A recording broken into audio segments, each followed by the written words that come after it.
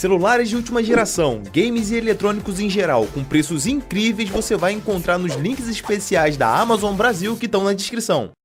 Fala pessoal, eu sou Paulo Royal e hoje, atendendo ao pedido de vários inscritos, eu vou contar para vocês de uma forma resumida a história de uma das forças especiais mais antigas, prestigiadas e bem preparadas do planeta. Eu tô falando da unidade britânica SAES, onde essa é uma sigla referente a Special Air Service, que faz parte do exército britânico. Quando o vídeo acabar, deixe aí a sua sugestão de tema nos comentários, assista aos outros vídeos dessa playlist de histórias de guerra e não esquece de me seguir nas redes sociais, onde eu coloco diariamente por lá um conteúdo exclusivo relacionado a armas, tá certo? Meus amigos, a unidade SAES foi fundada em 1941, bem no meio da Segunda Guerra Mundial, pelo tenente-coronel escocês Archibald David Stirling. Segundo a concepção de David, pequenos grupos de soldados altamente treinados teriam atuações muito mais eficazes em ataques contra alvos específicos do que grandes grupos, e, além disso, realizar ações furtivas noturnas facilitaria que vários alvos fossem atacados ao mesmo tempo em diferentes pontos sem dar chance de defesa aos inimigos. Depois de insistir e persuadir bastante seus superiores, David recebeu permissão para montar a unidade especial, que originalmente foi chamada de L Detachment Special Air Service Brigade. Embora a sua primeira missão, realizada ainda em 1941, tenha sido um completo desastre, com diversas baixas sofridas, as missões seguintes começaram a apresentar um desempenho de fato muito superior ao esperado pelo comando britânico, o que fez David e sua brigada ganharem prestígio e credibilidade nas forças armadas britânicas. O emblema da SAES é um escudo das cruzadas, onde nele tem uma espada Excalibur apontando para baixo com chamas saindo das suas laterais. Sim, pessoal, embora muita gente ache que esse símbolo é uma adaga com asas, a concepção original desse emblema se refere a uma espada com chamas. Além disso, há a faixa com a inscrição Who Dares Wins, que traduzindo ficaria algo como Quem ousa vence. Ainda durante esse período de guerra, depois de alguns rearranjos na sua formação, a SAES realmente se estabeleceu como uma brigada e incorporou ao grupo militares que apresentavam desempenho destacado em países aliados, como Bélgica, França e Grécia. Sua área de atuação ia desde o norte da África, local da fundação da unidade, e se estendia por toda a Europa, realizando missões próprias de espionagem, sabotagem e ataque armado direto, e também missões de apoio ao avanço das tropas aliadas pela França, Bélgica, Holanda e Alemanha. A periculosidade e eficácia da SAES ficou tão grande durante a Segunda Guerra que o alto comando alemão emitiu uma ordem em outubro de 1942 determinando a execução imediata de todo integrante dessa força especial que fosse capturado. Ao final do conflito mundial, o governo britânico chegou a dispersar a SAES em outubro de 1945, mas, no ano seguinte, as forças armadas perceberam que havia sim a necessidade da existência de uma unidade de comando especial que pudesse realizar missões de penetração em solo inimigo, na qual, sem dúvida, os integrantes da SAES eram os mais capacitados para esse tipo de tarefa. Dessa forma, em 1º de janeiro de 1947, a SAES foi restabelecida e permanece ativa até os dias de hoje, dividida em 3 grandes regimentos: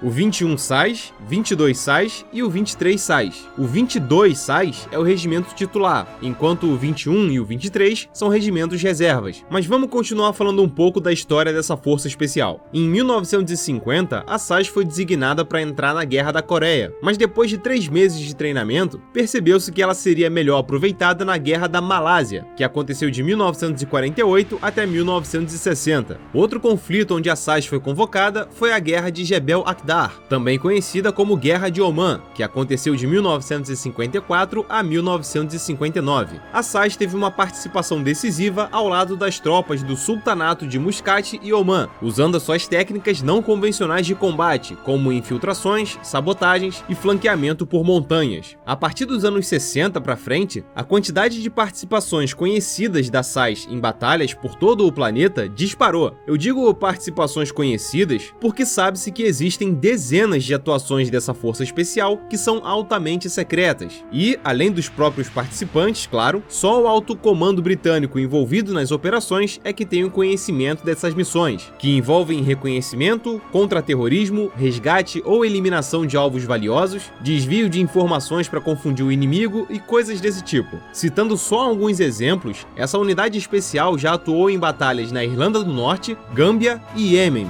Participaram também das guerras soviético-afegã, das Malvinas, da Bósnia, de Kosovo, do Golfo, do Afeganistão, do Iraque e também da Guerra Civil da Líbia. Certo, agora vamos conhecer um pouco da estrutura mais recente a respeito da SAES, ok? Conforme eu falei agora há pouco, o governo britânico revela poucos dados sobre essa unidade, mas pelo menos o que é de conhecimento público eu vou colocar aqui para vocês. Bom, o regimento titular, que é o 22 SAES, tem um contingente que varia entre 400 e 600 homens, que são chamados de Blade ou Operator. Na parte operacional direta, esse regimento tem 4 esquadrões, e cada um desses tem por volta de 65 operadores, organizados e divididos em 4 tropas dentro de cada esquadrão. Dentro dessas tropas, existem operadores especializados, com habilidades únicas e específicas, como, por exemplo, demolição, primeiros socorros, montanhismo, operações de máquinas pesadas, sabotagem de dispositivos elétricos e eletrônicos, mecânica de veículos e dispositivos motorizados diversos, tradução de vários idiomas e por aí vai. Nessas 4 tropas, cada uma delas é especializada em uma área de abordagem e operação. Uma é a tropa de barcos, especialista em operações que usam mergulhadores, botes infláveis de casco rígido e até mesmo caiaques. A outra é a tropa aérea, especialista em paraquedismo de queda livre e também numa técnica diferenciada de saltos em alta altitude, usada por poucas forças militares ao redor do planeta e que é bastante útil em ações furtivas. A terceira tropa é a especialista em mobilidade, onde o seu ponto forte é o uso de veículos terrestres e em deslocamentos e combates em regiões desérticas. E a quarta tropa é a de montanha, especializada em combate e sobrevivência em regiões montanhosas, sejam essas montanhas com clima tropical ou glacial. No caso da sobrevivência nas montanhas nevadas, os operadores contam com esquis e ou raquetes de neve para auxiliar no deslocamento pelo local. Por fora desse conjunto de tropas, ainda existe a chamada Equipe de Projetos Especiais, que é o nome oficial do grupo anti-sequestro da SAES. Esses operadores recebem um treinamento bastante focado em combate de curtíssimo alcance em locais confinados, como os cômodos de uma casa, por exemplo. Além disso, há o treinamento de tiro de precisão e salvamento de reféns em prédios, casas ou transportes em geral. Esse time foi formado no início dos anos 70 e atualiza o seu treinamento a cada 16 meses. Para ajudar na imersão, a SAES tem uma instalação de treinamento localizada no condado de Herefordshire, onde lá há uma casa com diversos cenários que simulam situações envolvendo reféns, assim como há também uma parte de um avião de verdade, mais especificamente um Boeing 747, que ajuda bastante no treinamento em situações de invasões dessa natureza. Agora vamos falar um pouco também sobre o processo de seleção e ingresso para a unidade SAES. Ela é feita 2 vezes por ano e nunca se destina ao público geral. O candidato precisa obrigatoriamente já ser militar em alguma divisão das Forças Armadas do Reino Unido. O curso tem duração de 5 semanas e é iniciado no país de Gales, começando geralmente com 200 potenciais candidatos.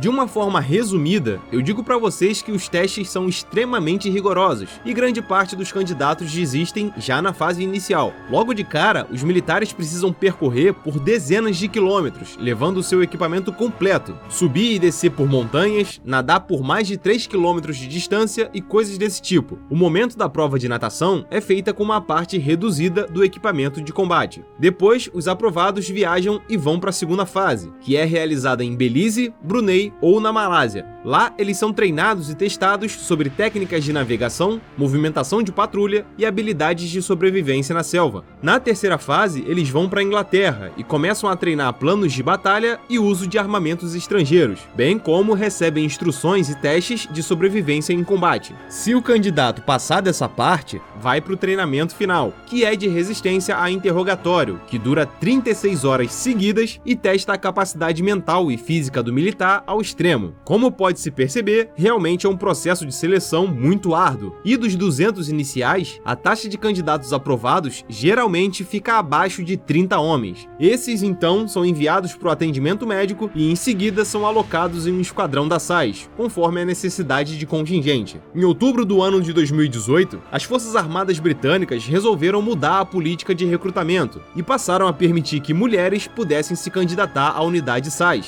passando por todo o critério e processo de seleção que os homens passam, tá certo? Bom, pessoal, espero que esse vídeo tenha matado a sua curiosidade sobre o assunto e muito obrigado a você você que chegou até aqui. Não esquece de clicar em gostei e compartilhar para dar aquela força. Em breve eu tô de volta, um forte abraço e até mais!